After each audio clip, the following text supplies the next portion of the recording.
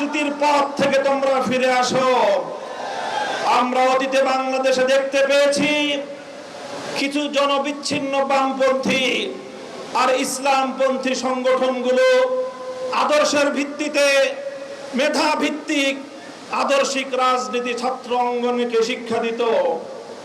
2024-এর বিপ্লবের মধ্য দিয়ে বামপন্থী এবং ইসলামপন্থী ছাত্র সংগঠনগুলোর বাইরেও একটি নতুন শক্তির উত্থান ঘটেছে।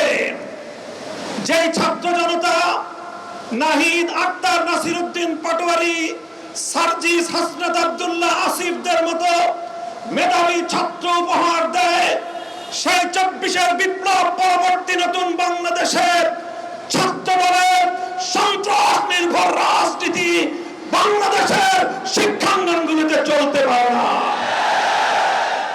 আমি আমার বিশেষ করে কওমি অঙ্গনের ছাত্র জনতার একটি কথা স্মরণ করিয়ে বলতে চাই। 24-এর বিপ্লবে যখন আমাদের বাংলাদেশের মাদ্রাসাগুলো থেকে আবাবিল পাখির মতো ঝাঁকে ঝাঁকে ছাত্ররা নেমে এসেছিল, সেদিন সাংবাদিকরা তাদেরকে প্রশ্ন করেছিল, তোমরা কেন এসেছো?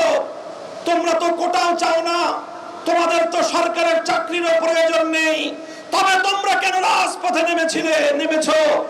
আমাদের ছাত্ররা বলেছিল, আমরা চাকরির জন্য নামি নাই, স্কুল কলেজ ইউনিভার্সিটিতে আমার ভাইদের বুকে জালিমের বুলেট বিদ্ধ হলো কেন, সেই জালিমের কাছ থেকে প্রতিশোধ গ্রহণ করতে নেমেছি।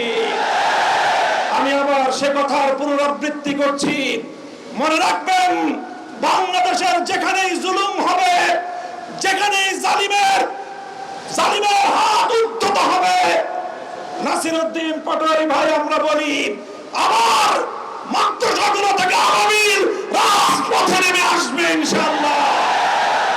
আখেরি পয়গাম, গণভোটের রায় দিয়েছে 70% জনগণ। এই গণভোটের রায় যদি কার্যকর না করা হয়, মনে রাখবেন, এই গণভোটের রায় আমরা পেয়েছি 1,500 শহীদের রক্তের বিনিময়ে। এই গণভোটের রায় পেয়েছি শাপলা চত্বরের শহীদের রক্তের বিনিময়ে। এই গণভোটের